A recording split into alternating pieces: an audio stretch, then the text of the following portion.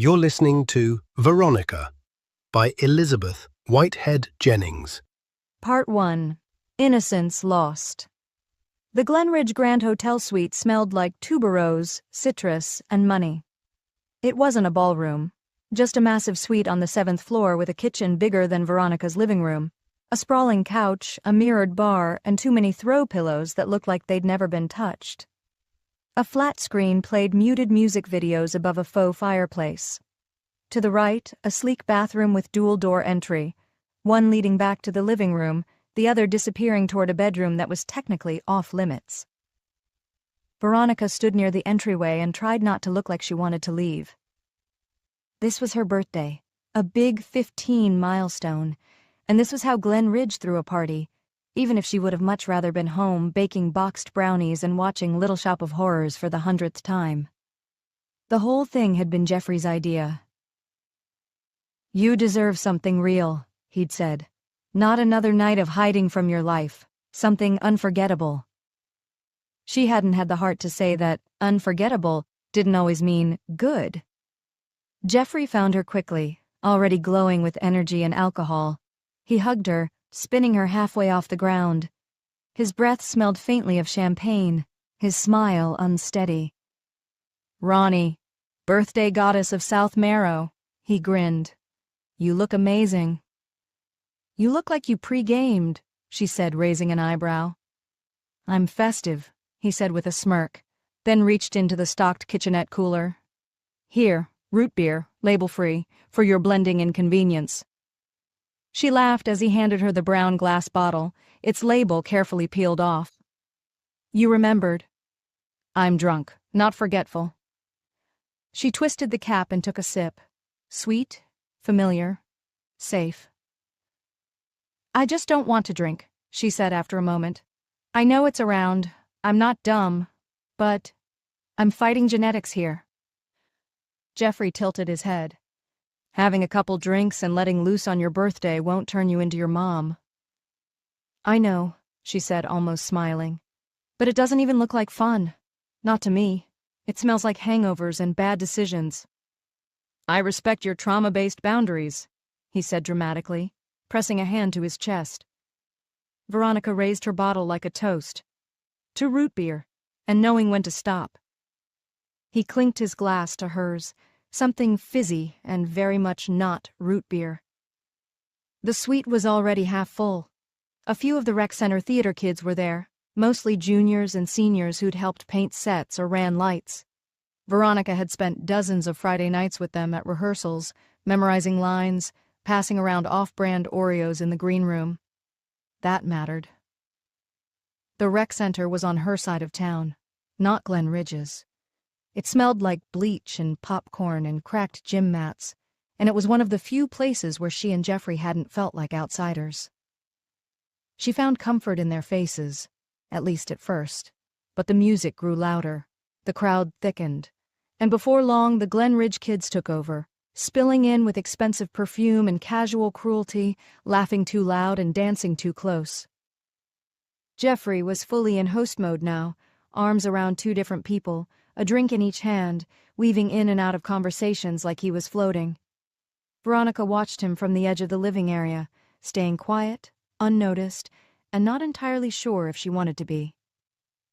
She checked her phone. No messages, no missed calls. A flicker of guilt crossed her mind. She should have texted her mom, just a, "Hey, I'm fine," just in case. Then the music dropped to a lower, bass-heavy beat. And Thomas Bennett walked in. He wore confidence like cologne, sharp and too much, black dress shirt, sleeves rolled just enough to show off his forearms, and a smirk that didn't ask permission. In one hand, a sleek paper bag. In the other, a bottle of tequila. Veronica's stomach dipped. He wasn't supposed to be here. He made eye contact with her instantly and smiled, the kind that wasn't about joy. "I hear there's a birthday girl in need of adult supervision," he announced, setting the bottles on the granite counter. Veronica raised an eyebrow. "Let me guess, Eleanor sent you?" Thomas tilted his head like he was thinking, then grinned. "Yeah, something like that." She didn't believe him for a second. There was no way Eleanor had sent Thomas into a room full of high schoolers and theater kids from the rec center. No, this was his own idea. His excuse for crashing something too young for him to be part of without drawing attention. Sending Thomas to watch us was like sending a fox to guard the chickens, she thought. But she said nothing. The energy in the room shifted as Thomas started pouring shots. Some of the Glen Ridge kids whooped and gathered around him.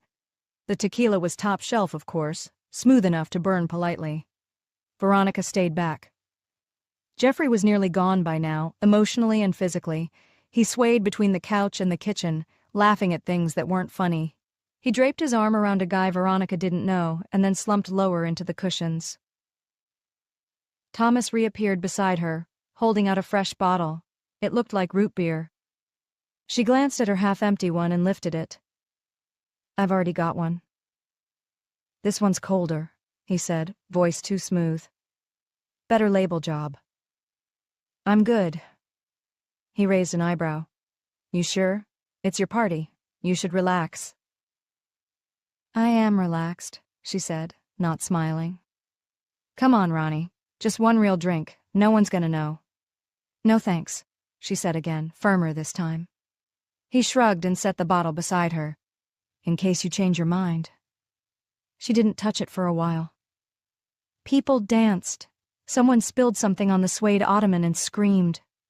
Music pulsed like a second heartbeat. Veronica sipped the last of her root beer and glanced around. She needed air, or quiet, or both. Her head felt too full of other people's voices. She reached for the second bottle, not really thinking. Cold, smooth, familiar.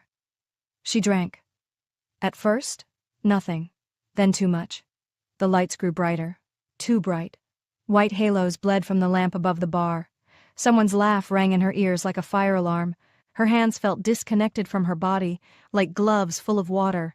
The bottle slipped from her fingers and clinked on the table. She blinked. Once. Twice. Her thoughts began to blur. Jeffrey. Music. My hands. Why can't I feel my hands?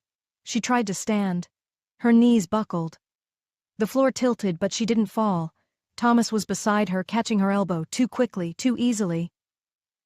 "Looks like someone had more than root beer," he said, loud enough for others to hear. "I didn't," she mumbled. Her tongue felt thick. Jeffrey didn't react. He was a slumped blur across the room. Thomas's arm went around her back. She tried to pull away. Her limbs wouldn't listen. "Don't worry," he said. "I've got her. She's just had too much." People laughed. The music kept playing. The room shimmered. "I didn't drink anything," she tried to say, but the words got stuck. She couldn't feel her legs now. Couldn't track the space between footsteps. Someone said her name, maybe more than once, but it sounded like it was coming from inside a cave. Thomas leaned close again. His breath was cool against her ear.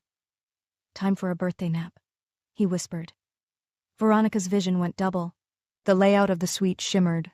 She could see the hallway clearly, the bathroom to the right with both doors open, the bedroom dark behind it. The forbidden door.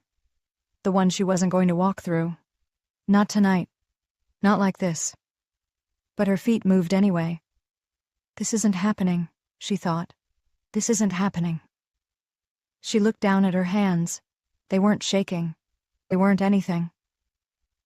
The air smelled like citrus and tuberose and danger. She tried to speak. Nothing came. My limbs felt like air. My thoughts came slower. I tried to stand, to speak, to say anything. But I couldn't.